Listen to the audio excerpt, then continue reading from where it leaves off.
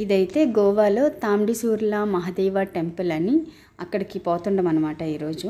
ఇదైతే అడవి మధ్యలో ఉంటుంది గుడి. ఊరెక్కడనో ఉంది, ఆ గుడి ఎక్కడనో ఉందంటే అంత దూరంలో అనమాట. తాండిసూర్లా అనేది ఒక చిన్న విలేజ్. ఆ విలేజ్ లోపల అయితే చుట్టుపక్కల ఇల్లులంతా ఏమీ లేవు. పంజిమ్ నుంచి 66 కిలోమీటర్స్ పడుతుంది ఇక్కడ రీచ్ అవటానికి. అదే పోండా నుంచి అయితే 37 కిలోమీటర్స్ అనమాట.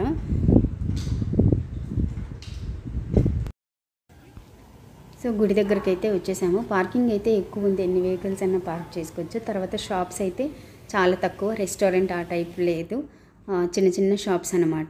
కాఫీ టీ అలాంటివన్నీ దొరుకుతాయి. పూలు అయితే మిక్స్డ్ ఫ్లవర్స్ అనమాట.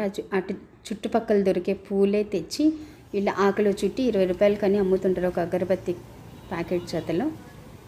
టైమింగ్స్ అయితే మార్నింగ్ 8:30 టు ఈవినింగ్ 5:30 దాకా విజిట్ చేయొచ్చు. 5:30 తర్వాత అక్కడ ఉంచరు ఎవరిని, అడవి కాబట్టి.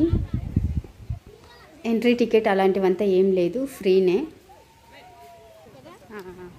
ఇక్కడ వెరైటీగా అడవిలో అడవి కోతులు కాకుండా నార్మల్ కోతులు ఇళ్ళ దగ్గర వచ్చి అడవి కోతులు వస్తుంటాయి అనమాట.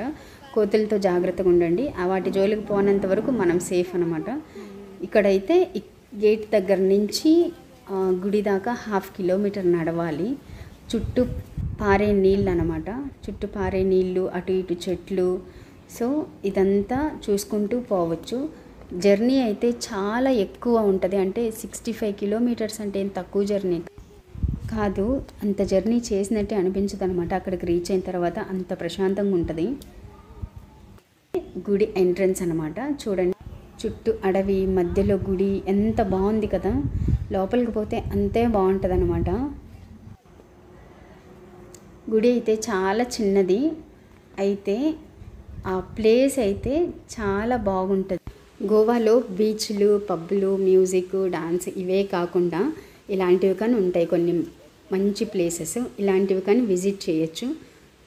అంటే ఈ టైంలో అంటే మాన్సూన్ సీజన్లో అయితే ఇలాంటి ప్లేస్లు అంతా చూసేకి చాలా బాగుంటుంది. ఇది వచ్చి 12th సెంచరీ గుడి అంట, చాలా బాగుంది ఆర్కిటెక్చర్ అంతా. అయితే శివలింగం అనమాట గర్భగుడి లోపల. ఇంకా లోపల ఉండేదంతా వీడియో తీసే కావలేదు, ఎందుకంటే ఫుల్ చీకటి కాబట్టి.